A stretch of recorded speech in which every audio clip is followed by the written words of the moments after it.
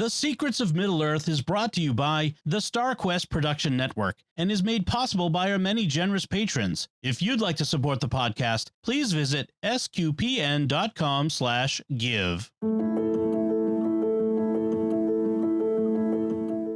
Hi, everyone. You're listening to The Secrets of Middle-earth, where we discuss the hidden themes and deeper layers found in the works of J.R.R. Tolkien, whether in his writings or in any of the media derived from them. Today, we're discussing The Rings of Power, Episode 3, titled Adar. I'm Thomas Sanjurjo, and joining me today are Kaitlyn Facista. Hi, Kaitlyn. Hi. And we have Thomas Salerno. Hi, Thomas. Hey there. And also Jeff Haecker. Hi, Jeff. Good day, Thomas. Good to see you. So I'm going to be taking over for Dom in the host seat for now, and we'll just keep moving with the show. I'm glad to have it turned over. I'm super excited about going through the Rings of Power, and then we'll see where we can take it from there. Be sure to follow the Secrets of Middle-earth in Apple Podcasts, Google Podcasts, Spotify, or any podcast directory app, and find us on social media at facebook.com/StarQuestMedia, or on Twitter, where we're at SQPN, or on Instagram, where we're at StarQuest Network. So if you do follow us on any of those spots, we will occasionally get listener feedback that we like to share on the show. And we did get a lot this week. We had a couple of really good pieces of feedback that I think were worth sharing. So from Paul Leone on YouTube, we got a response about our Going on an Adventure episode. So that was kind of our pilot episode with this group. And he says, so great to see the series revived, which if you don't know, the series was done a long time ago about the movies and some of the books and things like that. And we're just kind of reviving it now because, hey, Lord of the Rings is kind of an evergreen topic. He says, I can't wait for the Rings of Power and to hear your thoughts on it. I'm still on the fence, not happy with the time compression and a few other things, such as having Durin the Third and Fourth alive at the same time. But the initial reactions have made me more optimistic. So we'll see. So I wanted to ask you guys, how do you feel about the time compression? Because we're getting a little more of a sense of what it's going to be like now, especially with this last episode. I think that in terms of some of the things we've seen in this last episode that we'll get into, like Numenor, I think they're handling some of the time compression actually very well. And I'm kind of getting a sense of where they're going with that. And so I'm more comfortable with it than I was, I'll say. Yeah, I would agree. I think in terms of the Numenorian timeline, though, it feels like everything else has been adjusted in order to kind of fit in with the story of Numenor. And then the way that they're kind of seemingly compressing a lot of Numenorian history into what will be these 5 seasons, it does seem to make sense, even though it's still a little bit difficult to accept. Yeah. But yeah, I'm becoming more comfortable with it, I guess. Yeah, it's going to be a very quick fall for Ar-Pharazôn, I think. Mm-hmm. So how about you, Jeff? Are you feeling better about it, or? Yeah, and I wouldn't know, I wasn't on last week, but I've liked the show so far. Not completely perfect, but as far as the time compression, I honestly am looking at this as its own thing based on the canon. I'm trying to pull story elements and speculation from what we know, but I'm trying also not to ascribe this series that it's going to follow everything exactly. I'm just trying to, as Tolkien himself would have said, he's not trying to go for, or they're not trying to go for a perfect copy or allegory of anything. They're trying to just tell their own story based on the writings, but it's not. They're not adapting the Silmarillion here. They're telling a new story based on a small piece of the Legendarium. So I'm perfectly happy with the time compression so far. So well played, bringing the professor himself into that one. Yeah, can't argue with that.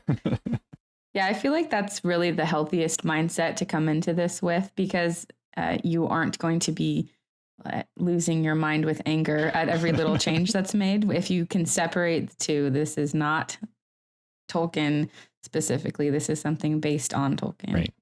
Yeah, and I think we'll get into it with this one, but I love some of the themes that came up in this latest episode, and I really liked the way they were handled, and I'm interested to see how they progress through. So one other piece of feedback we had on Facebook, Kelly Brown shared that she came into the show with very low expectations. She says she was very skeptical.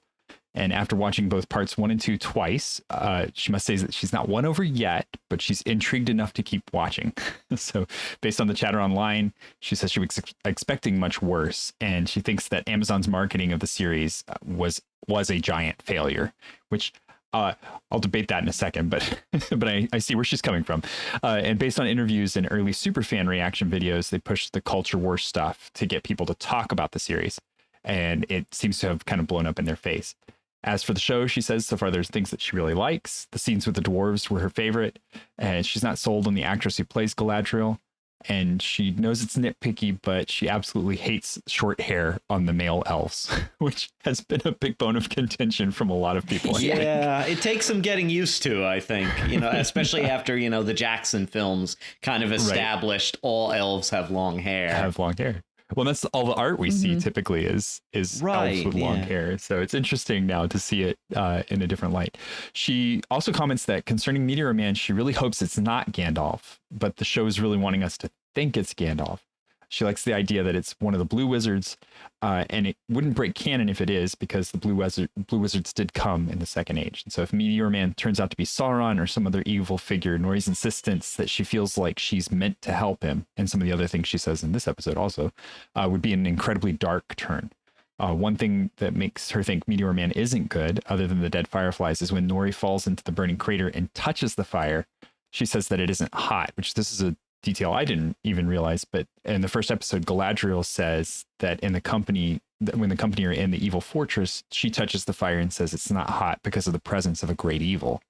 So that's an intriguing take on that kind of section. She says that so far she's intrigued to keep watching, and it's inspired her to do another read through of the Lord of the Rings, since it's been a few years since the last time that she'd read them. And I will definitely agree with that. I picked up a copy of the Silmarillion almost immediately after finishing the first 2 episodes and started reading back through it again. Yep. It's always time.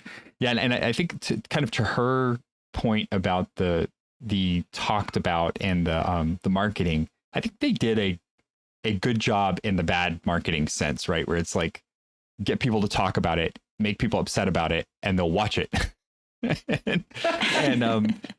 And maybe they'll come in with this kind of like, I had very low expectations, but I've been pleasantly surprised so far kind of mentality for it. Yeah. I do feel like their marketing was a little bit misleading, because it did kind of create the impression that this was going to be an adaptation, but the farther we get into it, it really isn't. In my opinion, like, an adaptation is kind of at least trying to present a one-to-one kind of transition of something from book into another medium, but they're taking so many liberties and changing so many things. I feel like it's a lot closer to fan fiction, which I don't mean in a derogatory sense. It's just that seems a lot more what it is. And I think if they maybe would have positioned things differently when they were advertising it, I think it would have probably gone over a little bit easier with people. Yeah, something more like based on the world of J.R.R. Tolkien rather than like based on the Lord of the Rings. Right. Because then you immediately get people's hackles up, like who are, because from the very beginning, I heard people like, well, it's Amazon, so it's going to be bad. So like you immediately get people just like, right. You can't start there. You got to give it a little bit of grace first, right? Yeah. So let's go ahead. We'll dive into this one. I've been dying to talk about this episode. I had to watch it without my children first, and then I got a chance to watch it with them because they were on this weekend, and then they came back today, so we got to watch it together. And before we even start talking about the episode, I wanted to bring up something that my wife pointed out, that this show is built a lot like older horror movies in a lot of ways, and especially that scene in the beginning where Arondir is taken by the orc into the shadows, and the hands come out and he's kind of pulled back into the shadow. And I hadn't thought about it that much, but this episode really kind of brings some of those points that she was trying to make home, because it is a little more in your face with the violence this episode. And I'm debating whether it's a show for all of my kids at this point. But since they've started watching it, I don't want to tell them they can't, So we've got all the way down to like our 2-year-old is sitting with us watching it too, and she's the biggest tell for me was when they were all like oh, that warg's so cute. I'm like, oh boy, this isn't gonna go well. That was kind of a hard decision I had to make because I woke up at 5 a.m. I mean, the episode dropped at midnight in my time zone, and I set an alarm. I tried to stay up till midnight, but I just couldn't do it. So I set an alarm and I woke up at 5 a.m. so I could watch it before I took them to school. And then after I watched it, I was like, oh no, because I was in the same situation. They had seen the first 2 episodes and they really wanted to see it. So basically I kind of talked to them. I was like, this episode's a little bit scarier than the first one. And I really prepped them for it. So then after the episode was over, they were like, actually, Mom, that wasn't scary at all. Yeah. And yeah, that's not bad at all. But yeah, I was surprised. It was a lot. I think that the rating on it I saw in the UK, I don't know if it's different in England, in the US, but it was like 11 plus for the first 2 episodes, and then it went up to 15 plus for the 3rd episode. So I'm interested to see if they're going to go back down. I'm hoping they're not going to go farther. Right. Yeah, I hope it doesn't become Game of Thrones in that sense, right? Where it just like keeps kind of upping the ante as it goes along. Yeah, we don't want that. So Jeff and Thomas, do you guys have kids that watch it with you, or is it just you guys watching it? Me, it's just me and my brother. Okay. I was just saying, my kids are but they're under 5, so and my wife is not interested. I've tried, but not interested. Oh man. Yeah, no, my brother and I watch it together, and we're both huge fans of the Lord of the Rings, and he's just read the Silmarillion recently. So nice. That's like a very, so we're going through this whole thing, we're discussing it. And yeah, it's just been a lot of fun to not watch it alone, to just have someone to geek out with it. Because it just made the viewing experience just so much more fun having other people, Well, and that's one for me. Like I'm slowly reading through the Lord of the Rings with my kids, and we got to talking about some of this episode, and I'm like geeking out about like, that's Arendelle, that's Isildur. What is the name of that sword that he was just given? And my kids are like, Dad, who cares? And I'm like, dude, you've seen the first movie, at least you know who these people are. And they're like, he's on the screen for like 5 seconds, Dad. Seriously. Oh, no.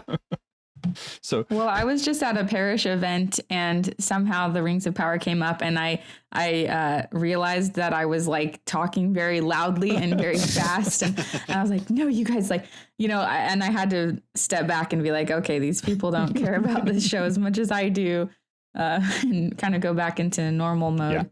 Yeah. I get that a lot. That's kind of my MO with my fandom. So. That's why this podcast is so fun. It's great that we can come together and talk about our similar interests and stuff. Very much so. All right, so let's go ahead and dive into this one, because I think this is a really cool episode. As we were talking beforehand about the name of the episode, because I think that's a really neat place to start. So this episode is named Adar, and you get a very clear sense from the very beginning of the show and the very end of the show who that is, but we don't know what that means yet, like what the importance of it is yet. So I was talking with Thomas beforehand, and he was saying, well, you don't see him until right at the end, but if you listen really closely, the first thing that happens is Arendir is brought into this orc camp, and he's laid down, and the orcs want to eat him. And one of the orcs stands over him and says, no, he's for Adar. And that's when they chain him up and tell him that he needs to dig. So we hear the name right at the beginning there, and then it kind of gets framed throughout the rest of this orc camp bit. And I really liked that they kept the orcs out of the sun. I was very happy that was an important part of this episode. I'm interested to know what creature those scaly hoods that they have are made from. Is that dragon skin or some other kind of reptilian creature? I hope we get some follow up on that, because I was looking for the little details of that. Like, look at his scales, and how does it protect him? And the scales are so big. Yeah. So, like, what could it be from other than a dragon? Well, we saw or something similar. Yeah, we saw the fell beasts in Lord of the Rings. Obviously, not the it's not going to be the exact same. And I know the flying beasts we see on screen are not specifically canon, or not specifically actually called fell beasts. I think that was more of a marketing thing, but could be something along those lines as well. That's true. And, we're coming off of, I think the time compression does this. So we're coming off of the battle in the first age where there was there were dragons that came out of Angband during that battle. And so maybe those dragons end up being skinned and used as part of the, especially these particular orcs who seem to be running this pathway underneath all of the Southlands to try and build whatever it is they're building. We don't know yet. So we'll have to get a little more into that too. So there's a theory that's floated by the elves themselves later in this episode that they're looking for something. What do you guys think that is? Theories about that? Yeah, I don't know. That line confused me. And I'm not sure what they could be looking for. I know they're in the area that basically becomes Mordor. So I'm not sure if are they looking for an item, or are they looking for a place that somehow they can only, a chamber or something maybe that they can only get to by digging there? Perhaps that's the best I could come up with. Well, I think didn't they mention something about how they're digging these tunnels to go raid villages to look for something?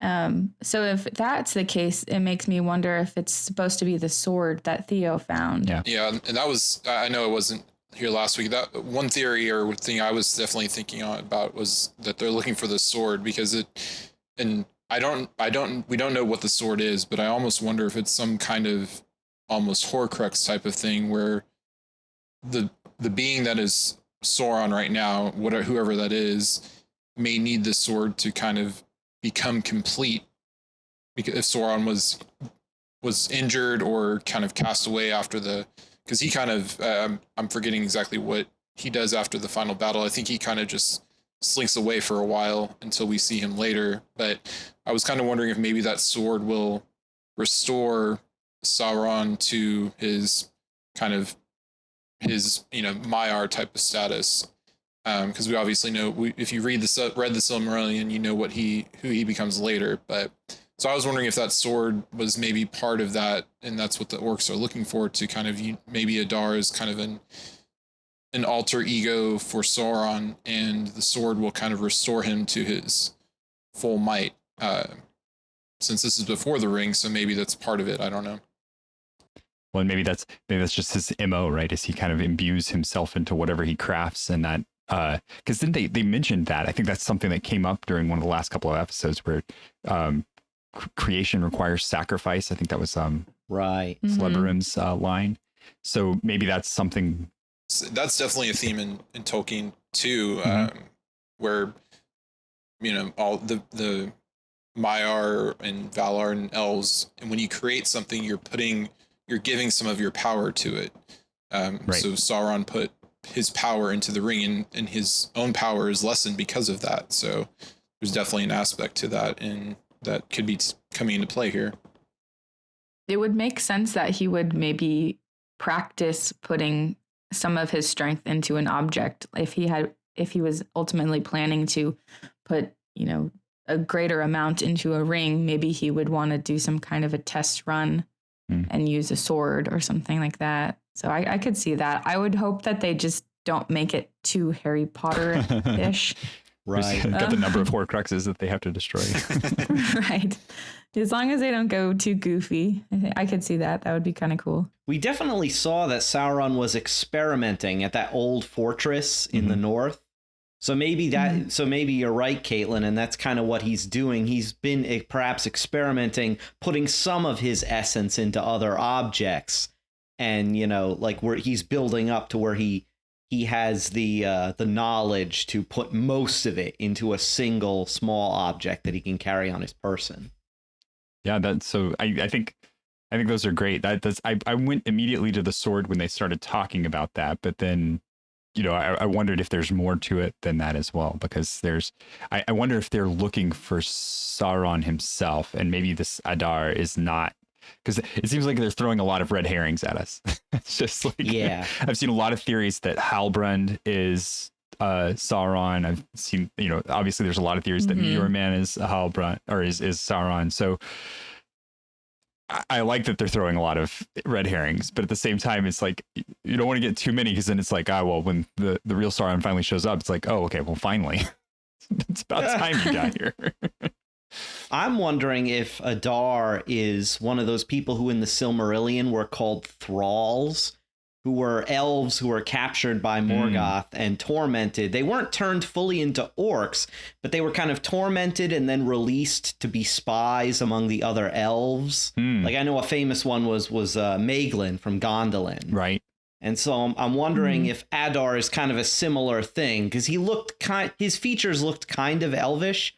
So I'm wondering if, like, maybe he's just this elf who was corrupted by Morgoth and is now working as a lieutenant trying to bring Sauron back or something.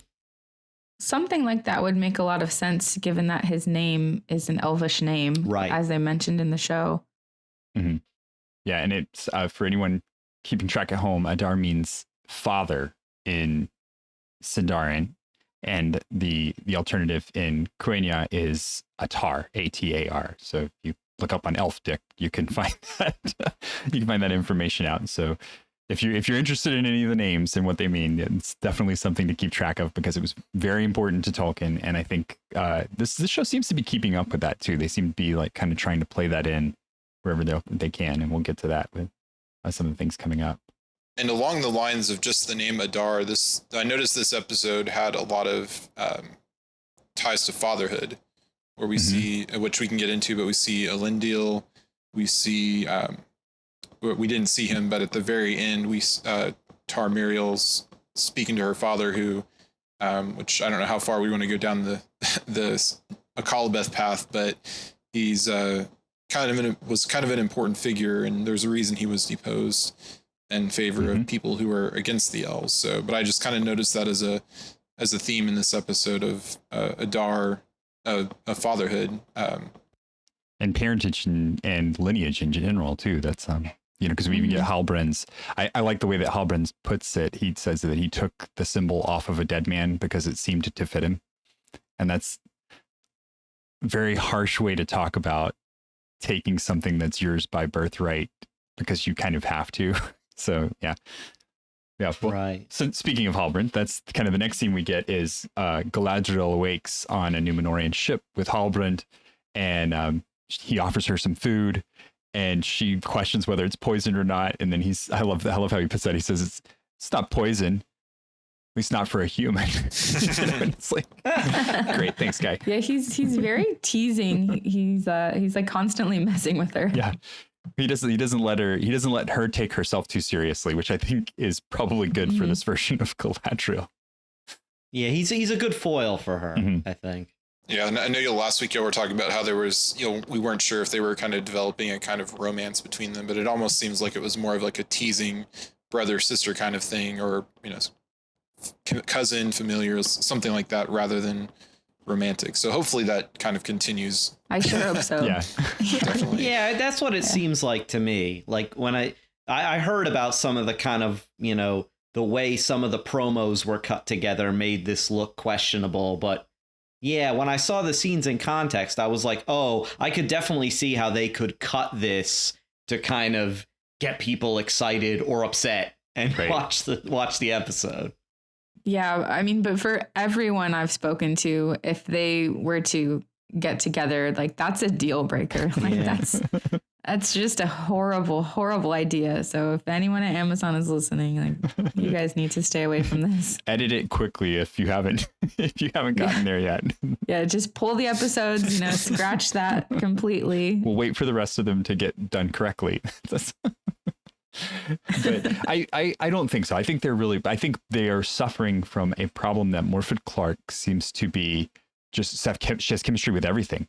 Like there's that whole scene with her and the horse later on in this episode, and it's just like I have never seen anybody enjoy riding a horse more What was that scene?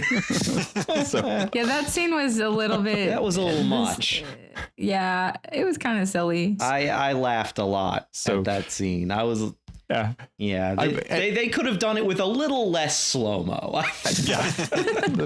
The horse's hair just flowing in the wind and her with that smile. It just, So I think she just has chemistry with everything. And that's part of the problem that they're dealing with, is that like, there's even that scene with Elendil when she starts down that path of like, wait, you have a house of law? Where? Let's go. and he's like, oh, okay. And it seems like she's like hitting it off really well with him. And it's like, okay, hold on, pump the brakes.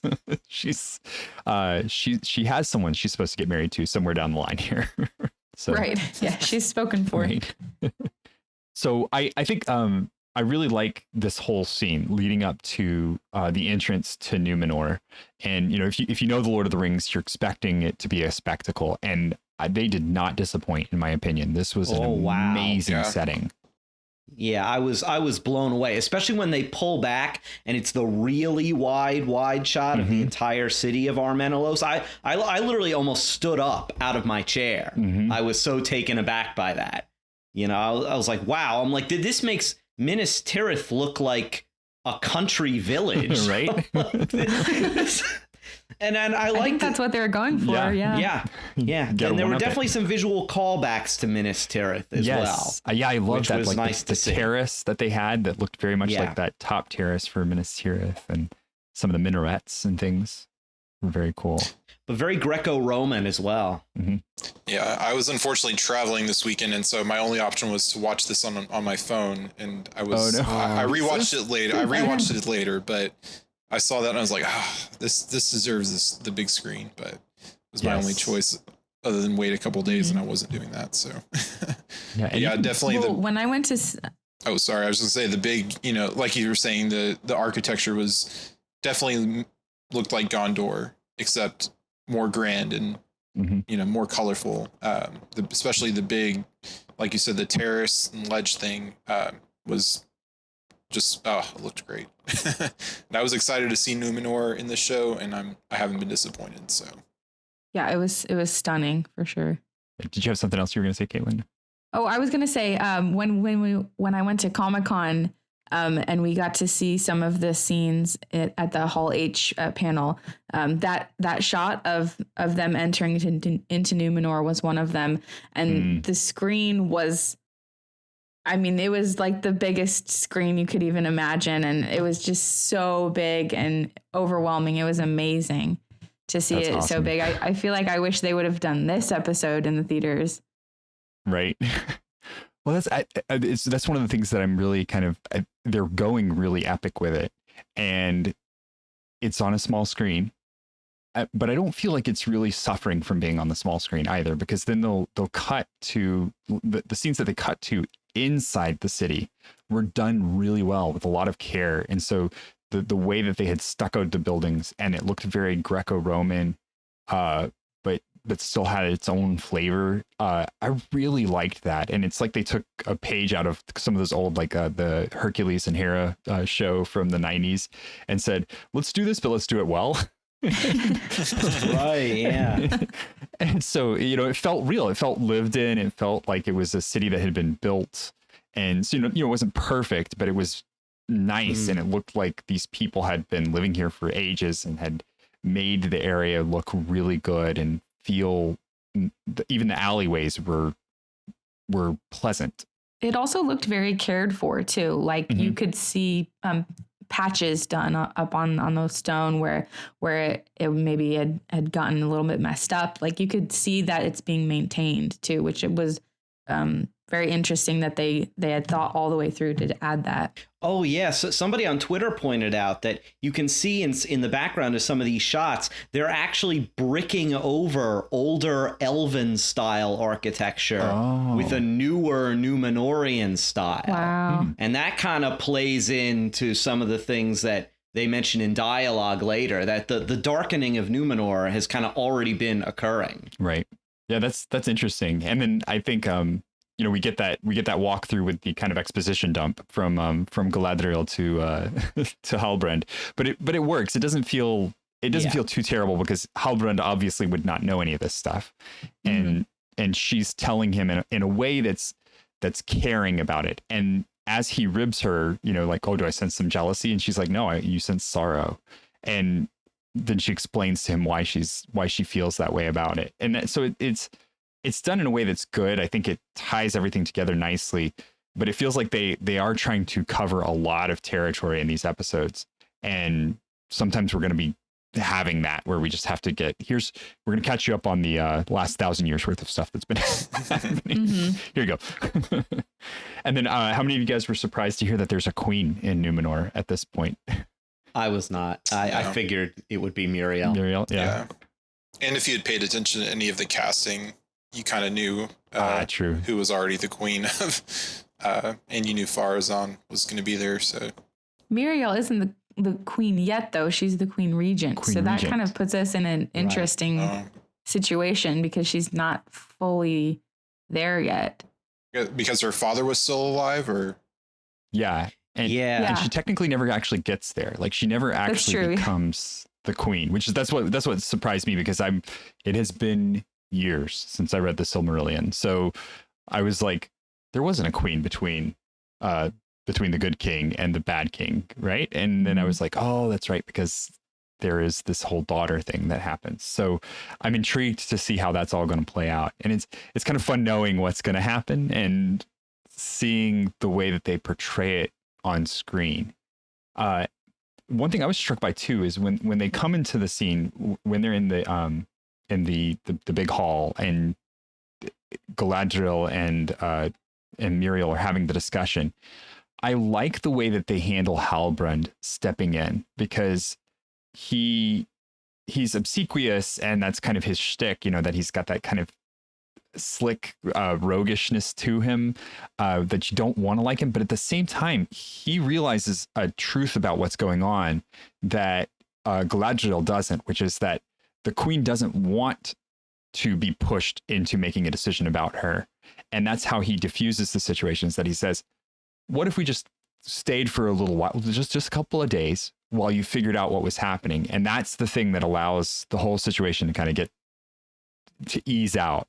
So he removes the force that she has to put forth there.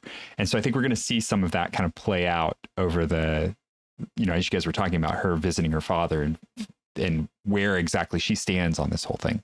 I love that Galadriel says, I am Galadriel the Noldor, daughter of the Golden House of Finarfin. Mm-hmm. I was just like, I just geeked out over that. I was like, yes. Finally, they're acknowledging some of this stuff. Right?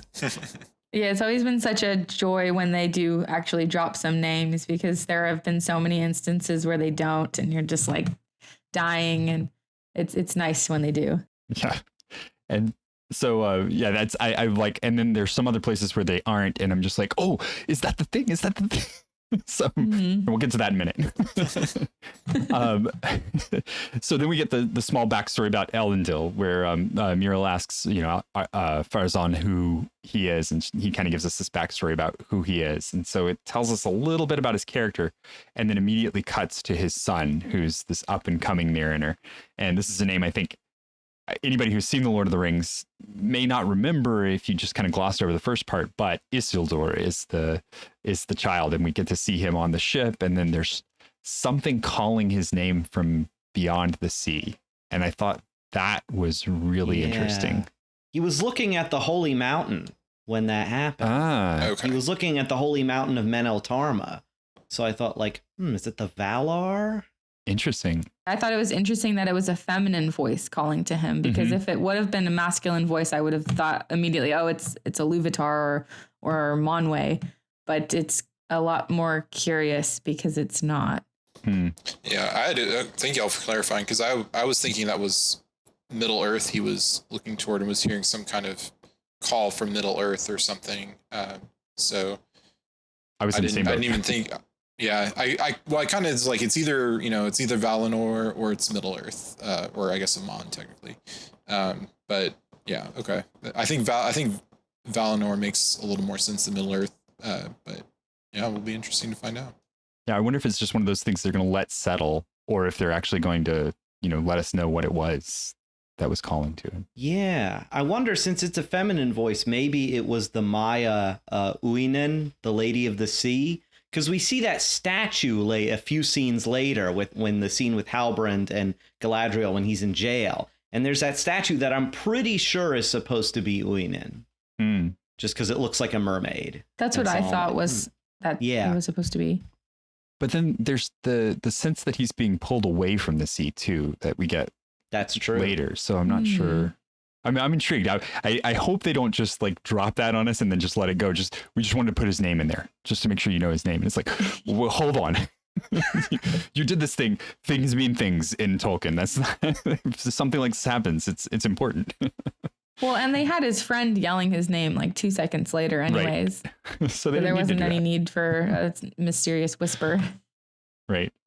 So, and then I love the scene. They have the moment where he saves one of his peers, and then they get back to the sea. And then there's that moment where they all turn around and face the sea, and they introduce us to this statement, the sea is always right. And that's really interesting. Like that's a sort of newish thing. I don't know I'm not sure where that's coming from. But it's cool. I like it. It didn't sound very Tolkien to me. I thought it would be more like Ulmo is always right. The okay, so I thought sea, I was thinking the same thing too. But then I'm like, well, what if they're trying to kind of carve their own path away from the elves, and they're resisting the Valar, and there's been the whole movement to try and go and take Valinor, like that was their to move against the Valar themselves. You wouldn't want to be worshiping them anymore in that way. Right. Mm-hmm. So yeah, they're kind of secularizing it almost. Yes, that's what I was thinking. It almost felt like they were trying to replace the original religion of Numenor with some kind of the sea is always right. Like as if that's their new religion almost. Mm-hmm. I thought it didn't feel Tolkien in the way that Numenor at its end doesn't feel like Tolkien either, because it's off so far away than where it's supposed to be. Yeah, I was wondering, them saying the sea is always right, and Elendil saying that's the sea put Galadriel in his path. I almost my Ulmo alarm went off, because I almost thought, did Ulmo have a hand in this somehow? Now I hope Ulmo didn't send a giant sea worm to to destroy destroy a ship just to get her there, but. I almost had that thought of, could this be the tiny hint of the Valar that we'll probably only get tiny hints of in the show? Since as cool as it would be, I don't think we'll see Valar on screen, but I think that would be really cool if we did. But yeah, but I agree. I think that's going to be kind of what they're trying to push, is that more, not secularized in the sense that that there are no Valar, because there obviously are, but more in these are the people that are living at the end of the Second Age, and the Valar are largely not involved. They're much more removed from that point in history, and it's more about the elves and the men, and then eventually the men that go and become the ones that are in charge of things. So. Yeah, and then I like how it cuts from that whole scene back to the tree in the courtyard, and then moves us in. And that's really a really interesting one, especially as we just got the statement in the last episode that wherever love is, the tree can still grow. And so it's obvious that that love has not completely abandoned the city, because the tree is still there, but she does mention that the leaves are falling. So Muriel mentions to Elendil at that point that the leaves are falling, and talks a little bit about that. And with that whole scene, I was wondering, is she trying to question him, or is she trying to call him out? Like that's what I was feeling. Like, I don't know where she sits on the faithfulness versus the resistance to Valar at this point too. So I feel like she's almost trying to get him to admit that he loves the elves, so that she can go, oh, thank goodness, me too, and figure something out from there. It felt like she was trying to see if she was safe with him. But it was also very difficult because you had the guards all around her at the same time. So it was she was very careful in the way she spoke. Yeah, and at the end, it almost seemed like she was saying to her father, "Say yes, this, where the elves are back, they're going to help us, or we can go back to the old ways." Because I correct me if I'm wrong, but I believe her father was her grandmother raised her father kind of as an elf friend against his father's wishes, and against kind of the common culture of the time of going against the elves and against the Valar. So. Right.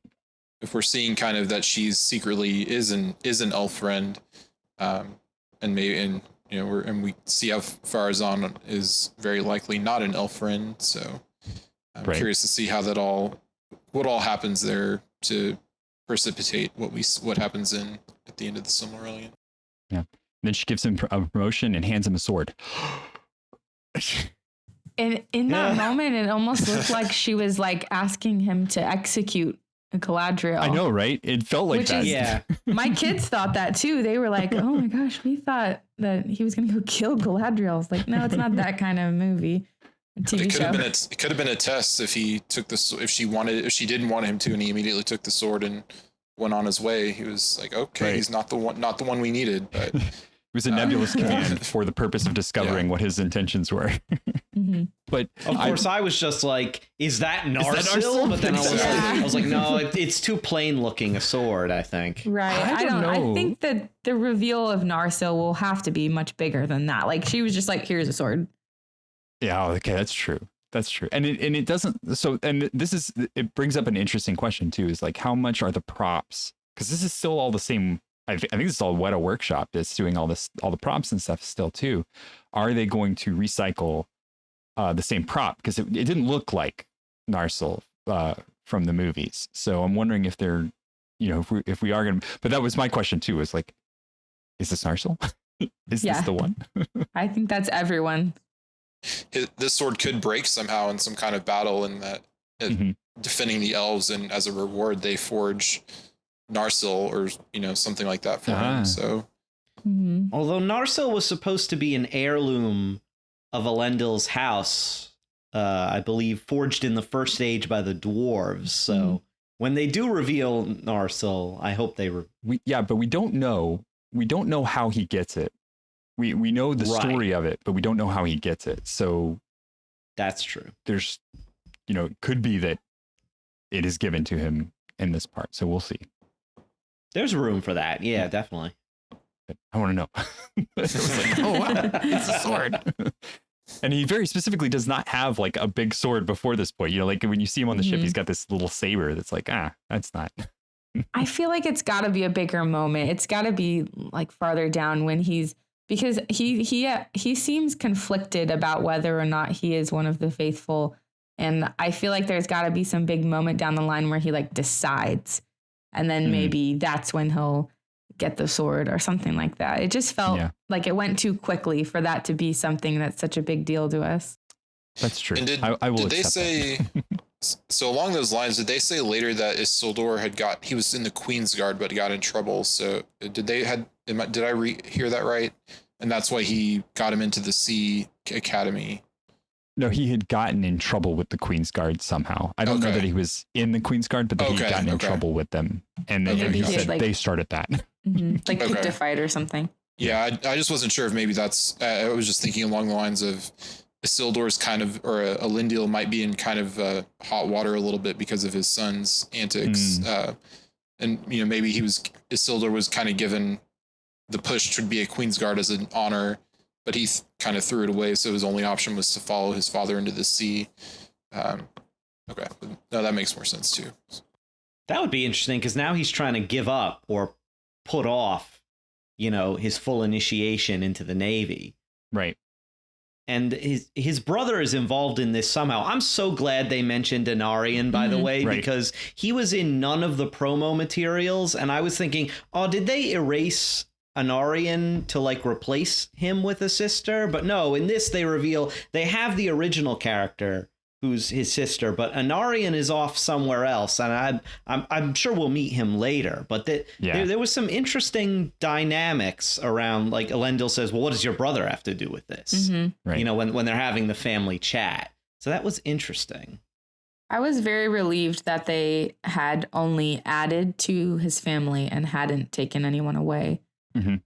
Like, I'm fine with him having a daughter, because a lot of the times in these family trees, you only hear about the sons anyways. So, like, you know, there could be surprise daughters laying around. So that doesn't seem like a problem. But I'm glad that they didn't remove anyone. I am a little worried about her, though. Yeah, she's not going to make it. Yeah, you know, right. Her occupation is not going to be one that allows her to get out of there when everything goes wrong.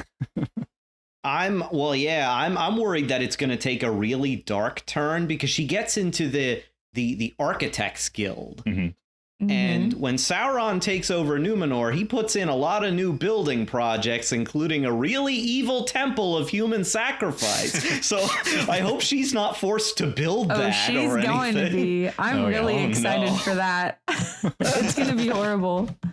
Well, I think the cool thing is like seeing all this stuff set up, knowing where it's going, knowing that it's not going to be till the end of the 5th season that we get to the Alliance, and that's, you know, that's where they're going to, that's going to be the big climactic, you know, 5th season thing, is like the great battle, right? So knowing where we are now and seeing that there's a lot of space between now and then, and they're setting up all the threads to do some really, really interesting things over the next few episodes. Well, just the next couple of seasons too, right? And there's no guarantee on the episode count either. Future seasons, we could have longer seasons, and to give more space for this too. So yeah, absolutely. So we move from here. We move away from Numenor at this point, and we go back to seeing the elves in the orc camp. And there's a lot of there's kind of this really great tension building scene with the water, and he offers them the water for being resistant. And my kids caught it. My kids were really, they knew what was going on. They were like, this is not good. And this is not good. This is a really bad idea. Mine all thought it was poison, as did I when I first saw it. Well, and that's one of mine even said, it's not good it might be good for orcs, but it's not good for elves. And, it's like, but it's genuinely surprising when the orc reaches out to cut his friend's neck, and it hits you like in a really impactful way. My wife, she at the very beginning, she was really happy to see his peers, even though they were captured, because she was like, oh, he's not alone. Good. I was worried that he was going to be all alone. And I'm like, oh man, this is not going to end well for you. Well, one thing that I thought was interesting is the way that they depicted the blood as his neck was cut. My husband, he's a doctor, he was like, oh, he's not hurt that bad because he's not bleeding. And then I had seen the episode before him, so I was like, oh, actually, like, he's dying right here. So that was kind of I thought the same thing. I was like, oh, there's not very much blood. That cut doesn't look bad at all. Like, he'll be fine. And then suddenly he just dies. And I think they did that so that the show wouldn't be too gruesome, but it was a little bit confusing at first. Right. You're like, he cut himself shaving. And oh, that's not good. I was like, oh, he died of a paper cut. I was like, okay. It's only a flesh wound. Yeah. But I think they did a really good job of building that tension there, and then also of just the callousness of the orcs, compared to this friendship that had lasted, centuries. That these two had been friends for centuries while they were guarding the Southlands, and that's they did a good job of making that feel. And I think it was a hard thing because we've only seen them on screen together for maybe 2 minutes, but they made you realize how good a friend he was, and all of that in a very compact space. And I feel like they did a good job of it, honestly. Absolutely. Well, when Arondir's watch warden, I forget his name, when he's dying after he gets shot with the arrows, Arondir yells out Hano, which means brother. And after I realized what it meant, like it made the scene so much sadder. It was almost even more devastating just to think of their relationship and him calling him brother. It was a great use of Elvish and a really powerful scene. Mm-hmm. I think the acting on these three is just phenomenal. They do such a good job of pulling together that very otherworldliness, especially even when they're dirty. Because that's one of the things that I was commenting on, in the first couple of episodes. It's like they made the elves seem different from the humans, even besides the elves are very clean and have nice stuff, and the humans are just covered in mud, right? But in this one, everybody's covered in mud, but they still did a really good job of making the elves fundamentally different from the humans that were around them. And it even plays almost like this is a temporary position for the elves, whereas the humans have kind of resigned themselves to being stuck in slavery now, and that's just going to be the rest of their life. So, and then Arondir does go and cuts the tree, and man, that's an intense moment too. I like how that he goes up and he prays over it before, or speaks. I like they put the difference there between he's speaking to it and or praying over it. Did you catch that one, Kaitlyn, to translate? Oh yeah, he's asking the tree for forgiveness. Okay. And I also saw someone on Twitter pointed out that what he says Anin Apsine is Apsine is the same word that's used in Tolkien's translation of the Our Father prayer. So I thought that was even more touching if you think about that kind of connection there. Wow. Yeah, that is really and Arondir's a Sindarin elf, right? Yeah. Or a Sylvan elf, rather. Yeah. A Sylvan elf. So he'll be closer to trees than even elves normally are. Mm-hmm. Yeah, I thought that was so touching. I was getting emotional watching that scene of him cutting down the tree, asking the forgiveness. I mean, even before it was translated, you can kind of tell what he's doing. Mm-hmm. It was a really intense scene, and the actor did an incredible job. I feel like the Ents are not going to be happy at the wanton destruction of trees. And they showed us Ents for a split second in the previous episode. And I hope that's not just a throwaway thing and we get Ents in the Last Alliance eventually fighting orcs. That would be cool. Oh, the amount of destruction they've done. Yeah. God. Yeah. That looks awful. So we'll see where that one goes. And then after that heavy scene, we need some levity. And I think they do a good job with the Galadriel escape scene. And it's like, okay, we're back to some lighter fare now. And so she gives her guards the slip, but then she runs into Elendil while she's trying to find a ship off the island. And I love the way he talks to her, where he says, I have a son and a daughter, and one runs fast and one runs blind. And I see your eyes are very similar to both of theirs. And we get this really neat scene where they begin speaking, and he starts to reveal to her that he is an elf friend because he does speak Quenya, and he does have a conversation with her about it and says that it's all over the place.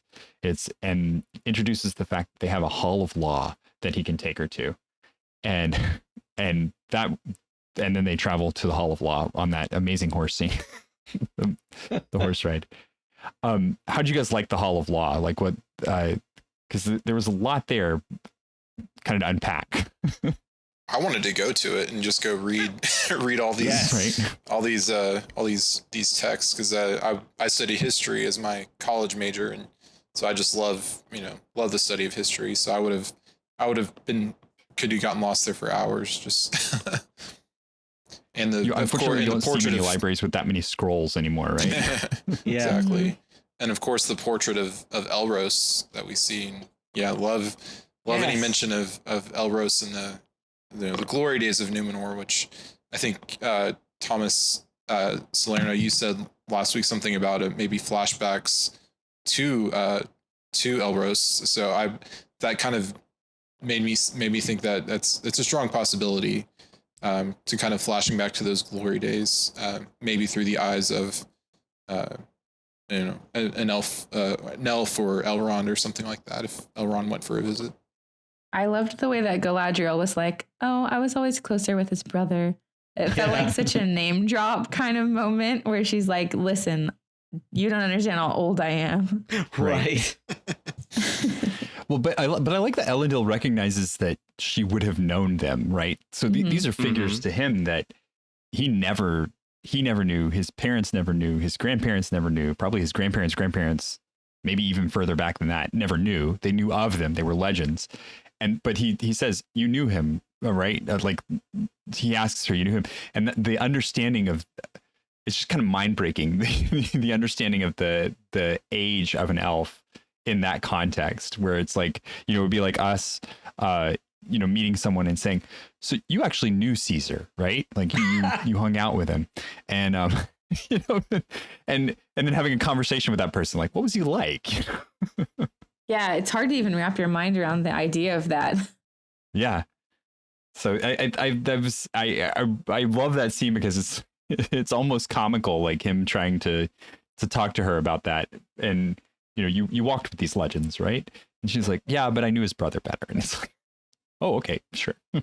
I'm just glad they mentioned it, because again, I was so worried we weren't going to get any mention of Elros at all. That, like, I was, after the first, the prologue of the first episode really simplified stuff. And I was afraid that was gonna be the pattern for the whole show, that they were really going to pave over a lot of the lore. But this episode really put a lot of those concerns to rest for me. They really, like, they mentioned so much stuff that I was afraid they were just going to paper over, that I'm like, oh, okay, I'm feeling much better about this now. Yeah, I agree. I feel like what they were trying to do in the first episode was give us a lore dump, but then also get into the story.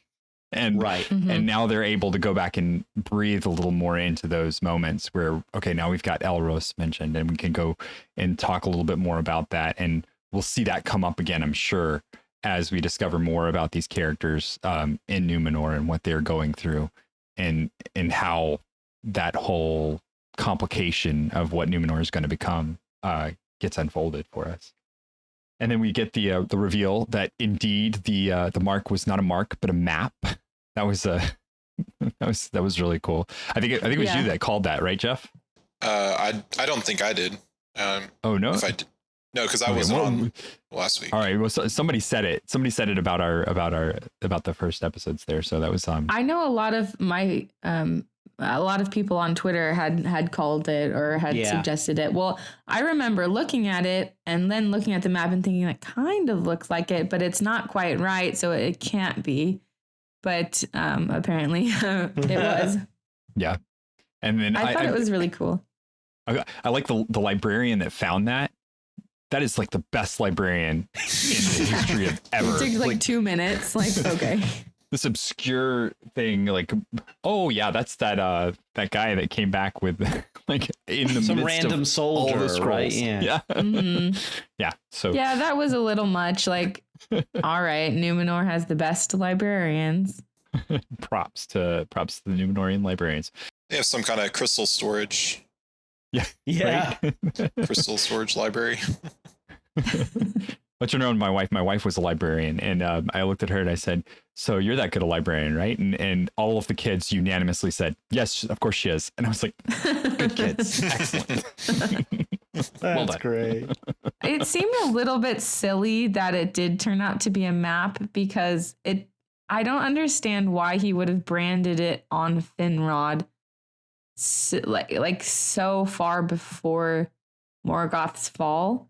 That it just seems like they didn't think that all the way through of here's this sigil, it's all over the place, and then they're like, oh, the big reveal is it's a map. It just didn't fully seem to make a ton of sense to me.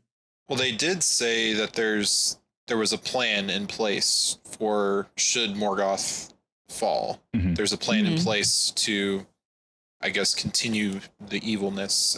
So it could be relating to that, as they kind of, and it's almost like they're trying to goad the elves and the good races to come after them. With if they figured out where it was, they could go there. But obviously Galadriel spent hundreds, if not I don't know exactly, could be thousands of years seeing this and not knowing what it was. So Yeah.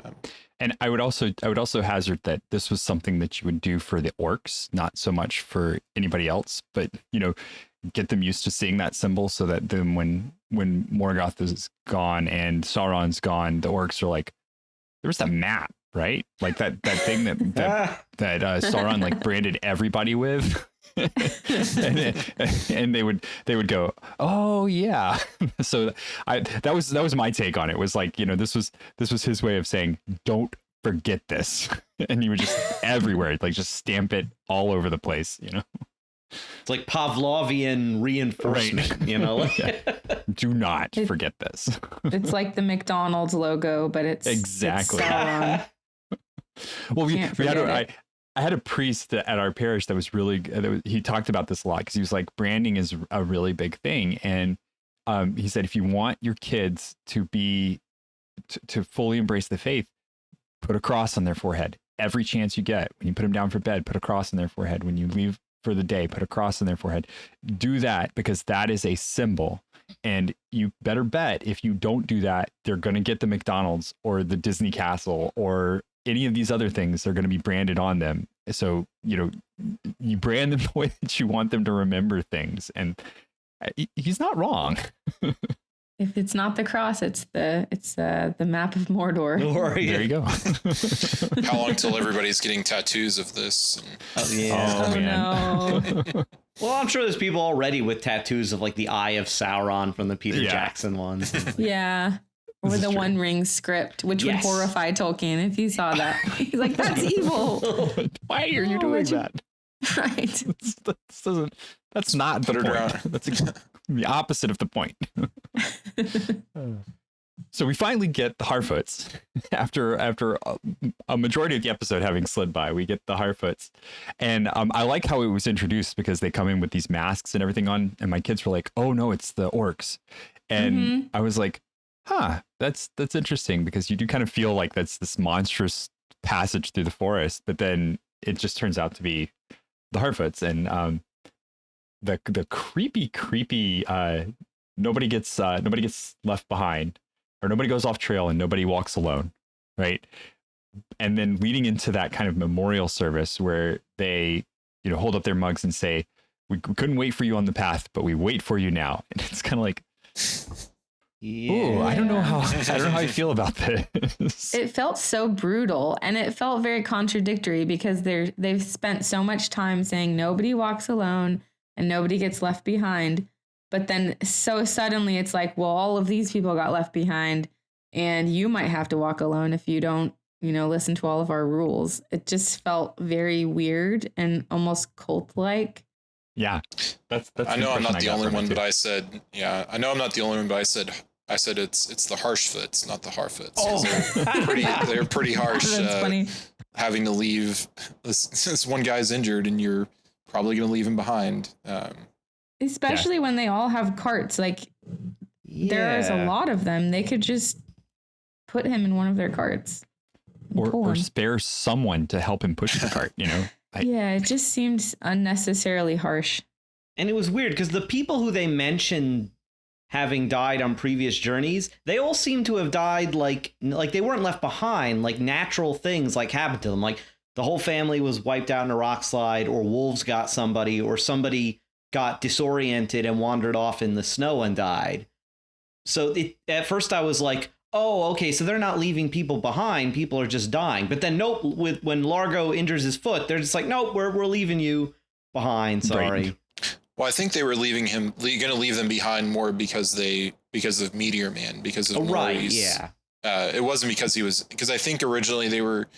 It sounded like they were going to have them lead the migration, kind of like you do in, at least in my Boy Scout experience, where usually if you're going on any kind of a backpacking trip, you want to put one of the people who's not the fastest in the front so that everybody kind of keeps pace.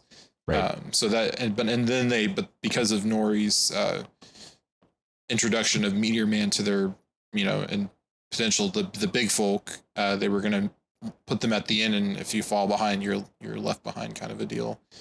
And I could be wrong, but it seemed like her friend Poppy, I guess she was alone, and her parents were left behind before, so she was kind of trying to pull her own cart. So Her she was whole almost rather large family. Yeah. It seems like Yeah. was wiped out. They died in the rock slide. I was I'm like, that's terrible. That was Yeah. a really sad moment, seeing her pulling her cart all by herself. Yeah. Like, and it just, like I said, it felt so weird after hearing so many times, no one walks alone. They're like, well, Mhm. sorry, you're walking alone. Right. So I have to ask the question now, because this was interesting, because we see Meteor Man reappear, and he goes for the map that the star map that she leaves for him, and the star map has Elvish letters on it, or it's not the Tangor letters, it's the other version of the letters, and Daron's runes. yes, yeah, and so I was wondering, like, is this even the Harfoot's stuff? Because it doesn't look like it was made by the Harfoots. Like, the Harfoots look like they're kind of got like scratched stuff put together, and then this piece was like more ancient and more like they had acquired it from somewhere else. So I'm really intrigued at where this star chart that they have came from. Well, Sadek seems to know a lot about the histories of the elves and kind of the history of the world in general, because he mentions, I know someone who got turned into a star, but I don't know anyone coming from a star, which is weird. So it almost implies that it's like he's read the Silmarillion or the Right. So I wonder if there's more to it, like he has some kind of special knowledge, or maybe he got this book from someone else. I'm intrigued. I want to know more about this book, though, definitely after seeing this episode. And then I'm throwing my hat completely in with this being one of the Blue Wizards, or at the very least a Meyer, because he doesn't know how to fireworks at all. Like, he has no conception of how fire works. When he's like reading the star chart really close to him, and then it catches on fire, and he's like surprised. Yeah, he's like, what?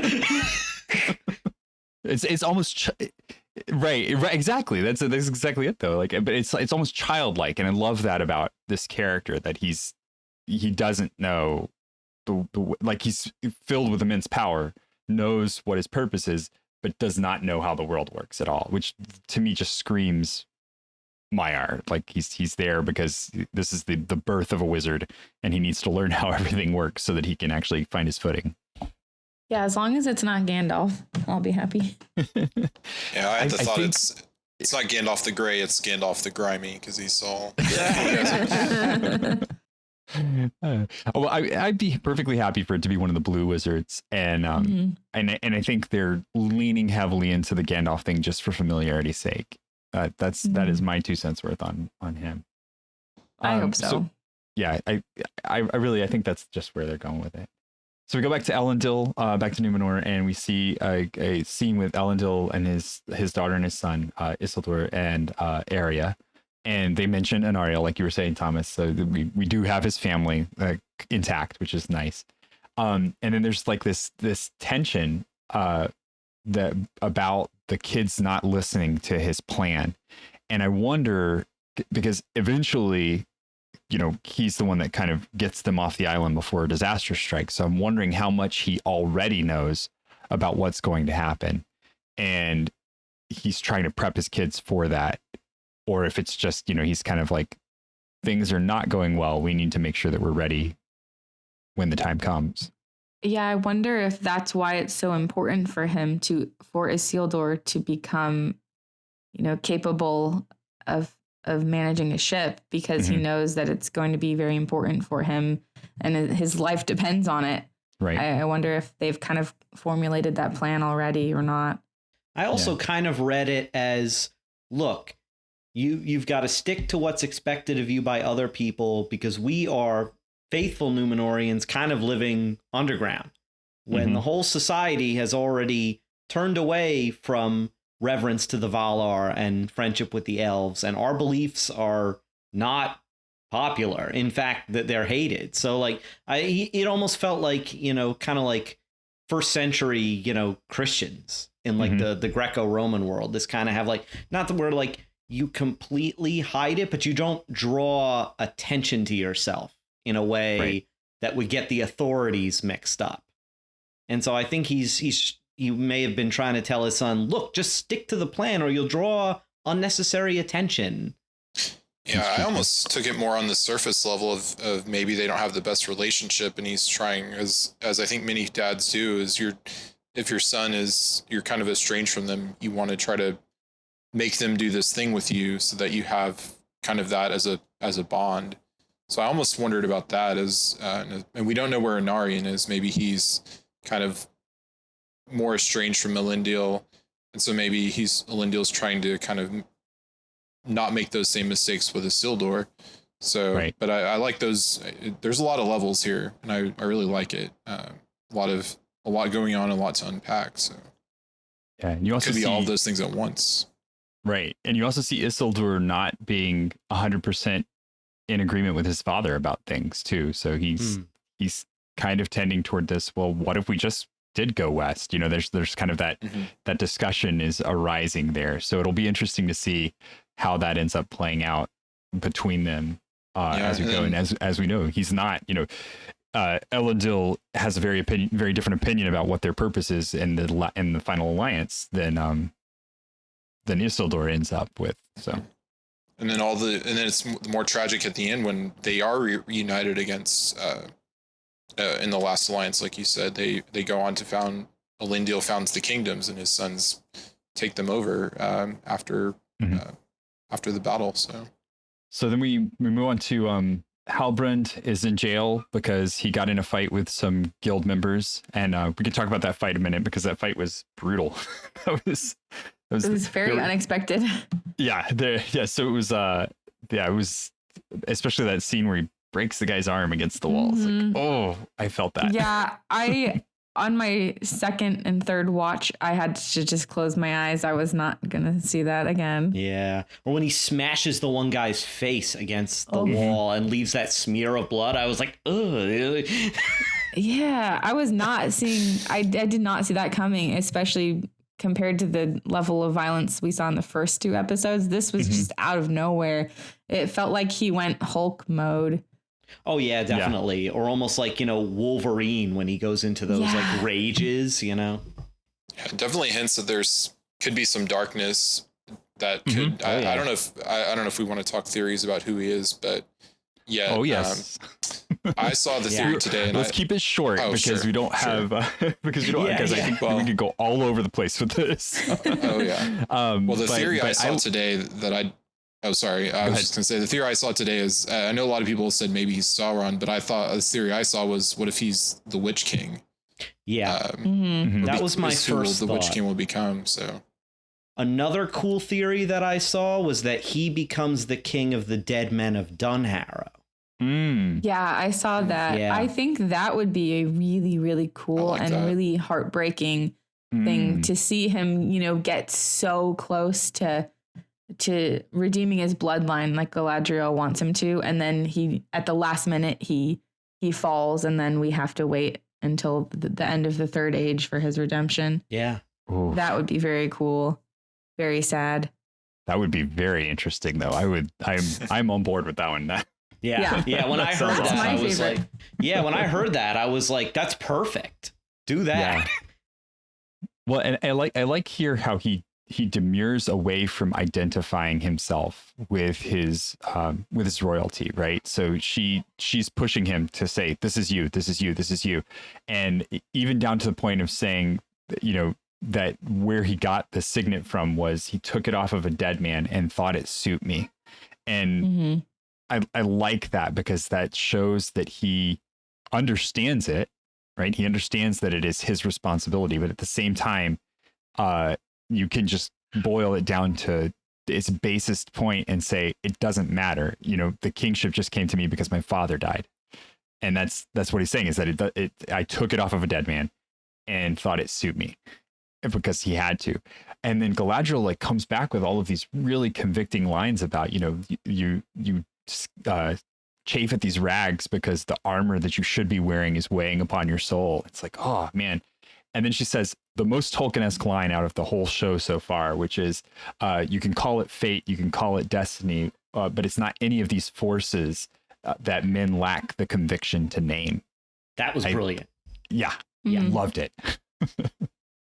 I did think it was kind of funny though that then she doesn't name the Force after that. That's true too. Like, are you talking about Iluvatar? Right. Say it. Right. But I don't think maybe they're not allowed to say Iluvatar. That would be I would be intrigued to see where the line gets drawn there. Is it because you get into a lot of really interesting theistic discussions from that point, right? Like how much do we want to say how much do we want to bring religion into it? And it would be an interesting question, but it feels like they're setting up that argument, especially with the whole the sea is always right thing versus Ulmo is always right. So. And we've seen the Holy Mountain from a couple of angles. And I believe in the Silmarillion, it is Iluvatar himself who destroys the island, not the Valar. Yeah, the whole point is that they back off and he does it. Yeah, that would be incredible to see. I hope they're able to do that correctly and that they execute it well, because that'll be an insane season finale for season 4, probably. Yeah, well, because we've got so much story to get to before you even get to like Ar-Pharazôn falling, and so it'll be interesting. We'll see. And then we get these really short snippets, like right at the end. We get the Muriel in the tower speaking to her father, and she says exactly this. And I think it's really the way that they phrase this is very significant. She says, "The moment we feared, the elf has arrived," and you can take that so many different ways, because I think like maybe there's the expectation that there will be an elf that will arrive that will cause problems, and she thinks it's this elf when in fact it is another elf that is going to be coming later, and that's the problem that we're looking for, or that maybe this is the beginning of that fall, that things are going to start tumbling out of control at this point. So I'm intrigued to see how much they know and why they know it at this point too. Any theories on that? Yeah, I don't think we've been given enough information to really say a whole lot. It's definitely not something that was really stressed in the Silmarillion telling of this story, like that there's a particular elf who comes to Numenor. I almost wonder if she means, because in my mind, she's acting as a double agent right now, because she's trying to remain in power while also kind of appeasing Pharazôn. And I kind of wonder if what she means by that is like the moment that she's going to be forced to act one way or another is finally here. So it's now that she's going to have to either reveal herself as an elf friend or, do something unspeakable to harm elves, or to, fully break off from the old ways of Numenor. So I kind of saw it as like the moment that I was dreading is here now, because I actually have to choose and to out myself as a faithful if I'm going to. That's a good point. Like her father's been advising her, right? Yeah, if they're afraid of elves returning, I mean, they probably have known that they're straying from what they should be doing over the course of the last hundreds, thousands of years. So they figure at some point elves will probably show up, and especially if they've kind of generated this kind of society of being fearful or hostile to elves, that eventually the elves will know about that and either try to, in their mind, in the Numenorians' minds, will try to come and take back what they have earned. As Tarmiriel said, we were not given this, we earned this home. So, and then we get the short scene of the Brandyfoots getting left behind, but Meteor Man comes in to kind of save the day and push them along. And I like that. And like you guys mentioned, seeing Poppy pull her cart all by herself, that's like, it's almost heartbreaking in and of itself, just watching her. Well, and she would have been last in the caravan if it weren't for the other family having to be in the back. So you can see how far behind she already is from everyone else. So that's even more heartbreaking to think about. She pretty easily could have been left behind. I'm not sure I'm a big fan of the Harfoots. That's no. They were the weakest part of this episode for me. I feel so. And I think they're there as part of telling a story, but I think we need some more out of them as we're going along. And then we get they were the part where every time it cut to a scene with them, I was like, ugh, I just got annoyed. Like, not these guys again. Like, I'm not into it. I'm happy for people who are really into the story, because I think that's one thing about the show is it has so many different groups of people that there's something for everyone, but the Harfoots are not for me at all. Yeah, it's like in your book you're reading when there's all these point of view characters and you're like, you're reading one you really like chapter. And then you have to, you're like, oh, I got to wait 100 pages, but sometimes I'll skip ahead and read what's going on with my favorite. But yeah, I was wondering too with the Harfoots, Nori's, their last name is Brandyfoot. And so I'm almost wondering if Nori later on will be part of the founding of the Shire because Brandyfoot is not far from Brandybuck. And I know in the lore, the Harfoots were kind of one of the strains of halfling that kind of all intermingled and settled in the Shire. So I just had that thought as maybe she will be kind of by the end of the story and where we see their adventure goes, maybe she'll kind of be part of the founding of the Shire. And then one other thing that I realized just before we kind of got on here was we saw Warg with kind of sniffing after the Harfoots. So there's potentially a warg out there after them. It kind of was like Chekhov's warg. I almost forgot about it, but it seems like it's a very strong possibility. And then I was thinking maybe with Meteor Man, if this warg comes and attacks the Harfoots and Meteor Man drives it off or kills it or something, then maybe the Meteor Man will be ingratiated with the Harfoots for good or ill. If, whether we see the Meteor Man be a villain or a good guy. I suspect he's a blue wizard or one of the Astari as well, but remains to be seen. But I just had those thoughts of where we could see the Harfoots going. Definitely a different breed of warg from the one we got later in this episode, because it didn't look like that other creature that's stalking the Harfoots. No, and I wonder if it's not a warg but a werewolf. Because I think we're going to be expanding out into the lore a little more, and I would love to see the exploration of like werewolf and the vampire concepts, which are both intrinsic to Tolkien's larger legendarium, but not necessarily fully fleshed out. So that's how we're going to draw in all the Twilight fans. Just as long as they don't sparkle, that's all I care. All right, so let's wrap it up because we got we have been going for a while. This is a good episode. Whoops. Less than half of what I hoped for. I know, right? So I love the end scene here where they have the elves really showing off what they're capable of, even in chains, even beaten down, even half starving, half dying of thirst. They are capable of putting up a good fight. And the orcs are like, you know what? Forget this. Just bring in the warg. Just let the warg have. Yeah. And even that's not enough. They managed to subdue the warg mostly before the rest of the orcs come out and have to finish everything. And then we get that horrible scene where Revion makes it up the hill to try and escape, and Arondir gets up to the top to be able to see him, and he's stopped. And then he falls over with an orc arrow in him, and it's like, oh no, it's so heart-wrenching. I was wondering about that because the arrows came from another direction, so I almost wondered if maybe there's some men that are kind of remnants of the Morgoth followers, if they're because he was facing away from the pit where they all were. Now it could be just another gang of orcs, just in another pit.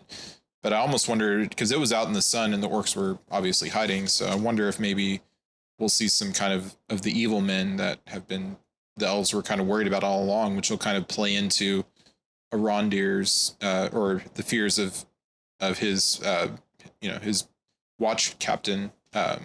So. Yeah, you can see the figures. They're teeny tiny, like jumping up and down out in the distance. But I don't know. You don't know who they are. And then we had the cute warg that got taken out. The thing was, it was like that. Yes, was it really? It's like that ugly dog competition, right? Where you got the horribly ugly Chihuahua with the eyes that are kind of offset and looking in opposite directions. That's what my kids all said. My kids were all like, "He's so cute." I thought the animation on it was so weird too. It almost looked like it was like stop motion, kind of like a claymation at first when it was coming down the tunnel, but then like it was just, for how high quality the CGI has been in the show so far, this was just like, it was really startling to see it, because I just thought it looked so weird and it so was different. It was a little off. I kind of thought that too. So You know what it reminded me of? The one hyena from the original Lion King, the one that laughs the time, because he has the bulgy eyes and stuff. And I was like, I'm like, is that Ed the hyena? I'm like, what? Yeah. So that's, my kids automatically latched onto him, and I think they want plushies now. So plushies to celebrate the warg. In stores in time for Christmas. There you go. Well, and so we get Erdir is knocked down, and they want to kill him, but they're stopped, and they're told no, bring him to Adar. And we get the closing scene is this blurry image of the figure of Adar walking towards us. So next episode, hopefully we get to meet Adar and find out maybe a little bit about who he is. I don't know. I'm so excited for his character, because out of all of their marketing, it almost feels like they've forgotten about him. Because like, all of the character posters that came out, they've all been confirmed. Amazon has since added, so-and-so is playing this character, but his character poster, the last time I checked, is still unconfirmed. There's no name. It's bizarre. He's not really been at any of the press events that they've done, and like, it's just so mysterious. So I'm super excited to finally see what's going on with his character. Yeah, and I did an internet search, and it's the actor who played probably most people know as being Benjen Stark from Game of Thrones. It's that actor playing Adar. Now he could be under heavy, prosthetics or makeup. Or maybe just some pointy ears. We'll see. So I think, we'll have to wait until next week, because I don't have any guess as to. I mean, there's a couple of obvious guesses, but it would put him in a very weird position. But not necessarily if you think about like the kind of progression of things that have to happen for everything to be set up the way it is. So I'm waiting to see who is driving Celebrum along to build this tower, because I feel like there's Kaitlyn, I think it was you that mentioned, that's where we might see the Anatar character. So I'm hoping maybe he's playing both sides of this, he's not bound to have to stay with the org, so he could go anywhere. So we'll see how that goes. Yeah. I feel like it would be too obvious for him to be Sauron, because earlier in this episode, they kind of assumed he was. So that's another one of those, like, I feel like the reveal would be more intense, but then maybe they know I would think that. So then they do it real casually. So it just keeps you guessing, it's fun how the story is so different, and that it does, like, even though we all know how Tolkien stories go, this one is so different that it keeps us guessing, and it's very entertaining. Yeah, I definitely like that about that. Any closing thoughts from anybody? Just that this was the episode that kind of cemented me as being fully on board and fully invested. I was really, really pleased with this episode, especially with the Numenor stuff, especially, as I said earlier, with them kind of making references to things in the lore that I thought they had either forgotten about or were just going to ignore. Yeah, I'm fully invested and excited to see where it goes next. Awesome. Jeff, how about you? Like I said, I was a big fan of even the first couple episodes, which I know a lot of people were on the fence about, but this one even though I liked the first two, this one even kind of cemented it more for me. So I'm very excited to see where it goes. I was sad we didn't get any dwarves this week, but it looks like we're going. Yeah, right. Definitely missing. If you look up the teasers that they have, it looks like we'll see some dwarves again next week, because I love the dwarf, the Khazad-dûm and Durin and all of that. So very very excited to see where that goes and to see how these story threads kind of start coming together. All right. Well, that is it from us. Thanks for sticking with us for this one. This one was a long one. I think we I think we're gonna have to curb our enthusiasm. Yeah, we're going to rein it in, I think. Episode so we can keep it down to an hour. But I love these conversations. They're great. So we'd like to take a moment to thank our patrons who make it possible for us to create the Secrets of Middle Earth, including Richard M, Adam G, Nicholas O, Logan K, and Stuart J. Their generous donations at sqpn.com/give make it possible for us to continue the Secrets of Middle Earth and all the shows here at StarQuest. You can join them at sqpn.com/give. This is Dom Bettinelli, CEO of StarQuest. I need to ask for your help, but first, I want to thank you for listening to StarQuest and supporting our mission of exploring the intersection of faith and pop culture. In order to continue that mission and create more new shows, we need to bring on more audio editors, video editors, and production equipment. If you value this show, we need to hear from you now. If you're not yet one of our monthly patrons, please become one. And if you're already a patron, please consider increasing your monthly donation. There are many special patron benefits we'd like to give you, and you can learn about them by going to sqpn.com/give and clicking Become a Patron. Please go to sqpn.com/give today. So we would love to hear from you guys, what you think about this episode or the show in general. You can let us know at sqpn.com/Middle Earth. You can find us on Facebook or Twitter, as we mentioned earlier. You can send an email to middleearth@sqpn.com or visit our StarQuest channel on Discord, sqpn.com/Discord. Lots of lively conversation in there. I'm checking that daily because it's a lot of fun to keep up with people in there. We'll be back next week when we discuss the 4th episode of The Rings of Power. Until then, Thomas Salerno, thanks for joining me. Thanks so much. And Jeff Haecker, thanks for joining me in Secrets of Middle Earth. Thank you as well. And Kaitlyn Facista, thank you also. Thank you. And I've been Thomas Sanjurjo, and thank you for listening to The Secrets of Middle Earth on StarQuest.